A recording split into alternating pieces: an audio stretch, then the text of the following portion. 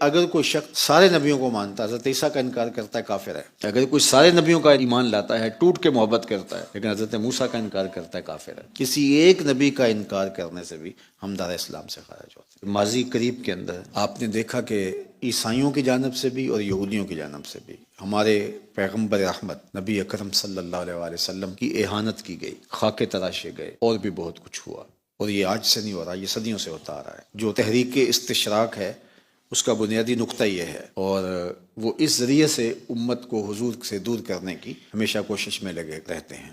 تو انہوں نے کوئی کسر نہیں چھوڑی، مسلمانوں نے شدید رد عمل دیا، لیکن آپ نے ایک لفظ بھی مسلمانوں کی زبان سے حضرت عیسیٰ کے خلاف نہیں سنا ہوگا، ایک حرف بھی حضرت موسیٰ کے خلاف نہیں سنا ہوگا کہ وہ ہمارے پیغمبر کی اہانت کرتے ہیں تو معاذ اللہ ہم ان کے نبی کی توہین کریں۔ ایسا کبھی نہیں ہوا۔ کیوں نہیں ہوا؟ اس لیے کہ ہمیں عقیدے میں یہ پڑھایا گیا ہے کہ نبیوں میں تفریق نہیں کر سکتے آپ، حتیٰ کہ تورات، زبور، انجیل، صحف ابراہیم، صحف موسیٰ اصلی حالت میں موجود نہیں ہیں، ان میں تحریف راہ پا چکی ہے۔ تو ہم یہ کہتے ہیں کہ وہ کتابیں جو نازل ہوئی تھیں، اب اگرچہ میسر کتابیں اس وقت جتنی بھی اناجیل ہیں، بائبل ہے، باقی نسخے ہیں کتابوں کے، وہ محرف ہیں، ان کے اندر تحریف راہ پا چکی ہے، لیکن جو اصلی اللہ کا اترا ہوا کلام ہے ہم اس پر ایمان لاتے ہیں۔ اور اگر کوئی کہے کہ میں اس پر ایمان نہیں لاتا تو وہ بھی مسلمان نہیں ہوگا۔ ہاں، یہ اگر کوئی کہے کہ یہ جو کتاب میرے سامنے ہے اس کے اندر تحریف ہے، تو اس تحریف شدہ چیزوں کو میں نہیں مانتا، جو اس میں اللہ کا سچا کلام ہے میں اس کو مانتا ہوں، تو یہ تو درست ہے۔ لیکن کوئی کہے کہ میں تورات اور زبور اور انجیل کو مانتا ہی نہیں ہوں، تو اس کے باوجود بھی وہ مومن نہیں ہوگا۔ ان کے احکام منسوخ ہوئے ہیں، تورات، زبور اور انجیل اور صحف ابراہیم، صحف موسیٰ، جو احکام تھے وہ منسوخ ہوئے ہیں، لیکن منسوخ ہونے کا مطلب یہ نہیں ہے کہ وہ اللہ کا کلام نہیں ہے۔ چونکہ حضور تشریف لے آئے، حضور دین لے کر آئے، قرآن لے کے آئے، جو ہی نزول شروع ہوا پچھلی کتابیں منسوخ ہو گئیں۔ یتیم میں کہ نا کردہ قرآن درست، کتب خانہ چند ملت بشست۔ بس پہلا حرف ہی اترتا ہے، سارے کتب خانے منسوخ ہو جاتے ہیں، اور قرآن کا جمال بولتا ہے اور قرآن کی شان بولتی ہے۔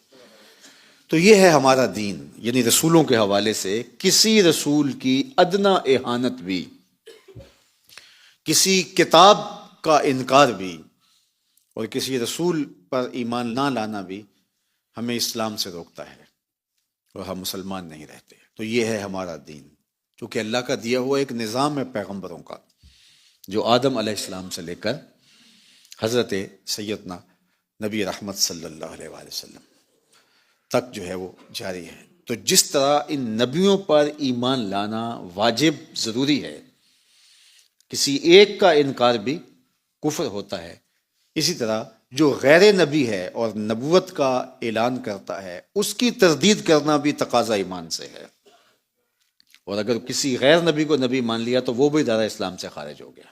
بلکہ امام اعظم ابو حنیفہ علیہ رحمۃ فرماتے ہیں کہ اس سے کوئی معجزہ بھی طلب نہیں کرنا چاہیے۔